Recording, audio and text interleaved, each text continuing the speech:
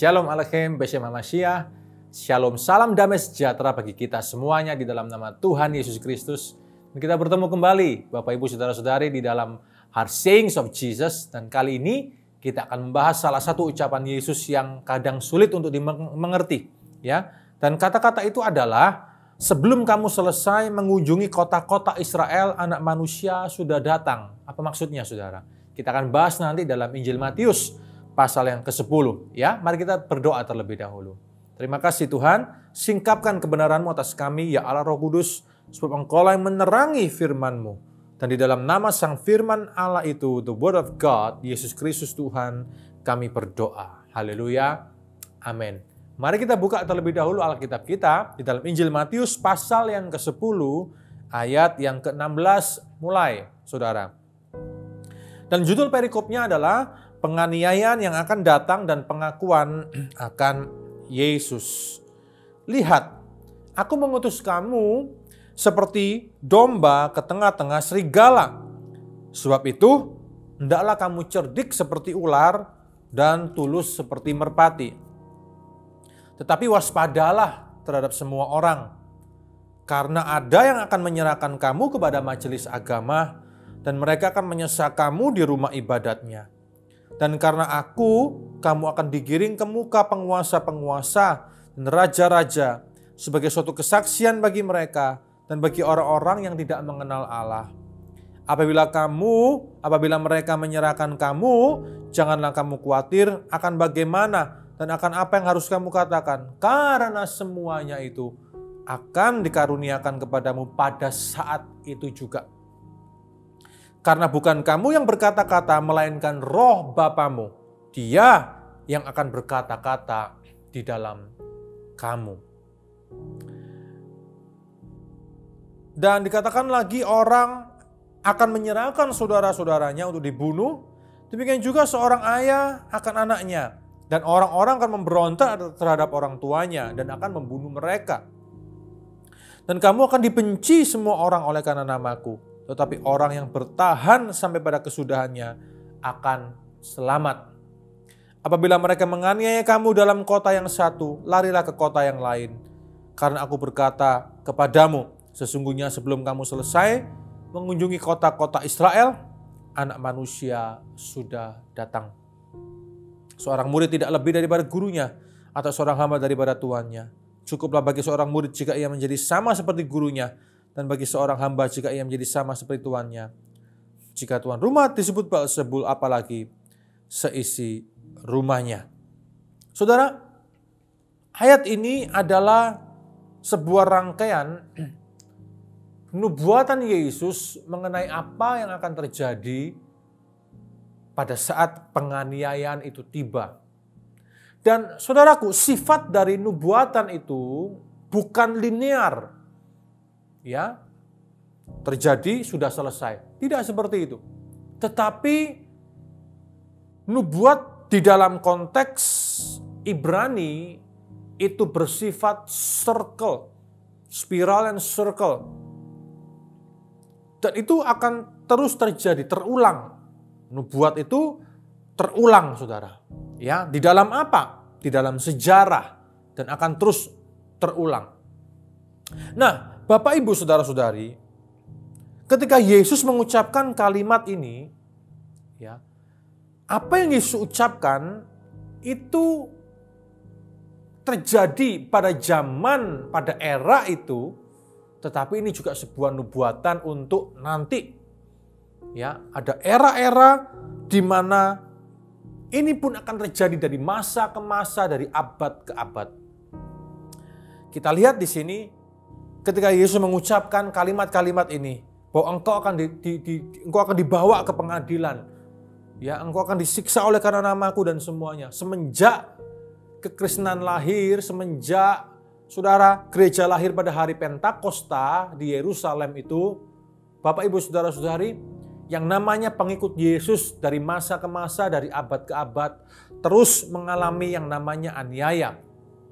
Bukan hanya aniaya yang sifatnya batinia, tapi betul-betul pada zaman gereja mula-mula atau gereja purba, aniayanya sudah bersifat fisikal. Hari ini juga masih terjadi di beberapa bagian di muka bumi ini. Karena memang itulah salib yang harus dipikul untuk mengikut Kristus, saudara. Kadang Tuhan izinkan itu terjadi. Penganiayaan bukan hanya secara batiniah, tapi penganiayaan juga secara fisikal. Saudara, ini terjadi ketika apa? Ketika pada tahun 70 Masehi, ketika Kekaisaran Romawi di bawah Jenderal Vespasianus dan anaknya Jenderal Titus itu kemudian ransack, ya, menyerbu Yerusalem dan ingin meluntakkan Yerusalem. Saudara, ini terjadi, ya, dan orang-orang Kristen, orang-orang yang pengikut Yesus saat itu, saudara, orang-orang Yahudi yang mengikut Yesus, golongan yang disebut sebagai Notsrim, mereka mengingat kata-kata Yesus ini. Kalau kamu dikejar, ya, kamu larilah ke kota yang lain. Mereka ingat itu, saudara. Sehingga pada waktu itu mereka melarikan diri, ya, menuju ke sebuah kota di Transyordan yang hari ini masuk dalam wilayah Yordania, yaitu kota Pella namanya. Sehingga orang-orang Kristen pada waktu itu, orang-orang yang percaya Yesus terhindar dari kematian karena pembumi hangusan Yerusalem pada tahun 70 Masehi. Saudara, tergenapi. Tetapi penganiayaan demi penganiayaan ini akan terus terjadi dari masa ke masa. Di sepanjang sejarah gereja, bagaimana kemudian kaisar demi kaisar menganiaya kekristenan, saudara, dan menganggap kekristenan sebagai religio illicita, agama yang liar, tidak resmi, sampai kemudian tahun 313 Kaisar Konstantin kemudian menjadi Kristen, dan kemudian kekristenan dipilih sebagai menjadi agama negara. Tiba-tiba Romawi menjadi Kristen, saudara. Tetapi toh penganiayaan itu akan datang dan pergi dari masa ke masa. Kita lihat hari ini, ketika 2021 tahun setelah Yesus datang ke muka bumi ini, saudara, dan dia naik ke surga dan suatu saat dia akan datang untuk yang kedua kali. Kita lihat 2021 tahun ini, saudara, sejarah gereja membuktikan terlalu banyak penganiayaan terjadi yang dialami oleh kekristenan.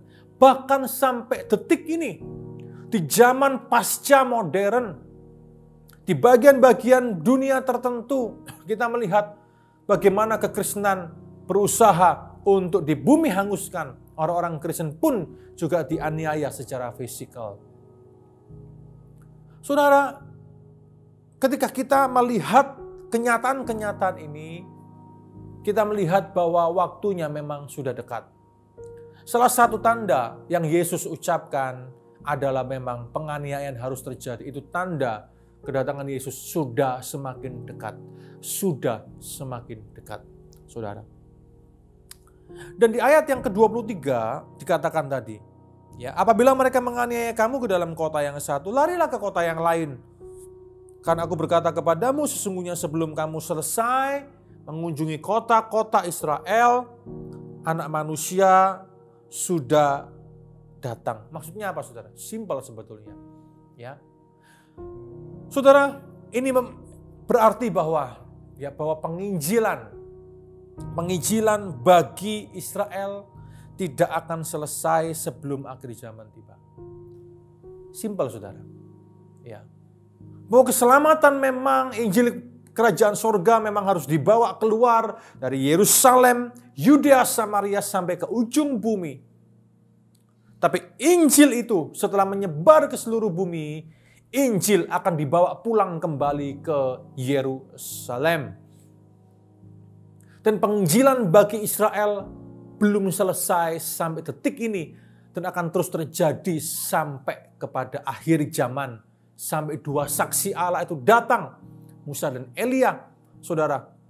Dua nabi yang tidak mengalami kematian itu datang dan akhirnya akan menyatakan bahwa Mesias yang mereka tolak adalah Mesias yang telah terpaku, yang mereka pakukan itu, yang telah mereka salibkan, yaitu Yesus Kristus.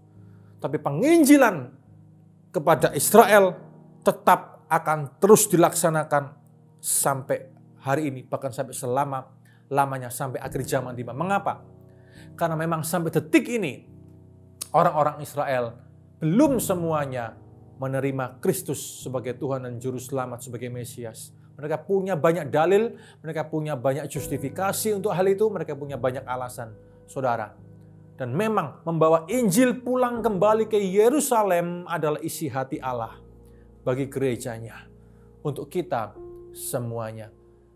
Berbagai macam organisasi penginjilan dari luar ataupun berbagai macam organisasi penginjilan yang Kristus sendiri lahirkan dari antara masyarakat di Israel sana yang dikenal sebagai Messianic Jewish Alliance. Saudara, mereka melakukan banyak hal untuk menyebarkan Injil Kristus, mengajarkan perjanjian baru, membuka tabir keselamatan di dalam Mesias, yaitu Yesus Kristus yang telah mereka tolak selama ini. Dan saudara, tantangannya begitu hebat, aniaya mereka alami. Mereka tetap mengalami aniaya. Ada yang fisikal, ada yang secara batin, saudara. Ya, mereka dibully dan semuanya. Mari kita doakan saudara-saudara kita yang membawa Injil pulang kembali ke Yerusalem.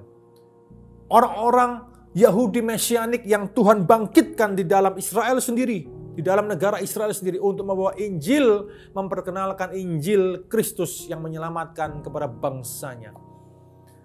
Kita punya hutang kepada bangsa Yahudi. Gereja harus mengambil bagiannya bersama-sama. Karena kita adalah akar yang dicangkokkan. Kita tidak bisa, saudara, tidak peduli dengan batang yang asli itu. Seperti apa yang kitab Roma katakan dalam kitab Roma pasal yang ke-9 sampai yang ke-11. Di sana dikatakan bahwa all Israel will be saved. Semua Israel akan diselamatkan, semua bangsa Yahudi akan mendengar Injil Kristus. Ini artinya mereka akan mendengar Injil Kristus, mereka akan menerima Kristus sebagai Tuhan dan Juru Selamat. Hari ini masih sedikit sekali, 0,3%. Bayangkan Bapak Ibu Saudara, 0,3% dari 9 juta jiwa, masih sekitar 30.000 yang percaya Yesus. Mari kita terus doakan, saudara. Mari kita terus doakan. Supaya apa? Supaya Injil betul-betul dibawa pulang kembali ke Yerusalem. Mengapa? Karena itu adalah juga nubuatan kitab suci yang keluar dari lidah bibir Yesus sendiri. Bahwa dia akan datang kembali, kakinya akan juga menapak di tempat yang sama, yaitu di Bukit Zaitun, Mount Olives. Dan dia akan masuk ke pintu gerbang emas, Golden Gate yang hari ini tertutup, yang sengaja ditutup di dalam zaman kekaisaran Ottoman, saudara. Dan dia akan masuk ke sana, dia akan memerintah bersama-sama dalam kerajaan 1000 tahun di muka bumi ini. From Jerusalem. Saudara, mari kita kembali kepada akar iman kita. Mari kita kembali kepada akar iman Ibrani kita. Karena kekristenan lahir dari rahim Yudaisme. Kekristenan lahir di tanah Israel.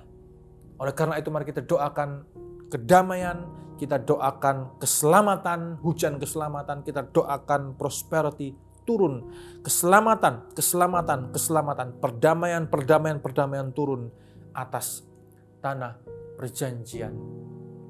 Bapak, Ibu, saudara-saudari, mari kita bersatu di dalam doa.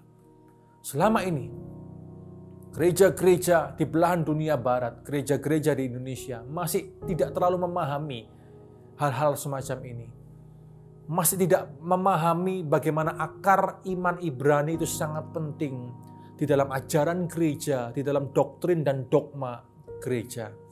Seolah-olah kalau kita bicara mengenai Israel itu hanya sekedar tur, saudara, wisata rohani ke sana dan no more than that. Tapi kalau kita betul-betul memahami eskatologi, doktrin akhir zaman, kalau kita betul-betul melihat, mendalami, saudara, kita akan amazed bahwa Israel adalah tanda. Apa yang terjadi atas Israel adalah pertanda. Akan menjadi penanda bahwa akhir zaman sudah semakin sangat dekat. Israel juga dikatakan sebagai stumbling block. Akan menjadi batu sandungan bagi banyak pihak. Berbicara mengenai isu ini, langsung kita akan tahu siapa pro, siapa kontra. Saudara, siapa masih punya sikap-sikap antisemitisme, bahkan di dalam gereja, banyak sekali gereja, orang Kristen ya teolog-teolog juga yang masih mempunyai sikap antisemitisme. Semuanya akan terbuka pemahaman mereka sesungguhnya. Saudara, oleh karena itu hari ini mari kita berdoa. Di tengah keterbatasan kita berdoa, Shalom Yerusalem. Berdoalah, pray for the peace of Jerusalem. Berdoalah bagi kesejahteraan, kedamaian Yerusalem. Mazmur 122. Kita doakan bukan hanya perdamaian, bukan hanya shalom, the completeness of the peace, tapi kita juga berdoa salvation, keselamatan boleh turun atas bangsa Yahudi. Mari kita berdoa bersama-sama. Haleluya. Tuhan Yesus, sebelum kami sampai ke kota-kota Israel semuanya, Anak Manusia sudah datang. Kami rindukan Kau datang yang kedua kali. Tapi sebelum itu kami berdoa Tuhan, minta keselamatan tercurah turun atas bangsa Yahudi. Kami berdoa ya Tuhan, Injil kembali pulang ke Yerusalem. Firman-Mu digenapi, kitab Wahyu digenapi. Keselamatan terjadi kepada bangsa pilihan itu, kepada batang yang asli itu. Batang zaitun yang asli yaitu Israel. All Israel will be saved. Semua Israel akan diselamatkan by the grace of Jesus Christ. Dengan kasih karunia Allah dalam Yesus Kristus sendiri. Ini doa kami ya Tuhan. Biar kami sebagai gereja-Mu. Kami yang dicangkokkan di batang asli itu. Tuhan, kami terus memberkati batang yang asli itu. Kami terus berdoa bagi batang yang asli itu. Supaya Engkau terus bekerja, mengerjakan rencana-Mu, keselamatan bagi Israel, ya Tuhan. Ini kami, gereja-Mu ya Tuhan, kami yang mungkin masih samar atau sumir dengan bagaimana kami harus membangun akar iman kami, akar iman Ibrani kami. Kami berdoa biar Engkau terus memulihkan gereja-Mu. Pengajaran-pengajaran, firman-firman yang disampaikan di dalam gereja-Mu. Engkau akan mencerahkan, mencelikkan banyak orang, banyak hamba-hamba-Mu. Supaya kami memahami firman-Mu ya Tuhan dengan benar. Dalam kultur asli, dalam konteks aslinya.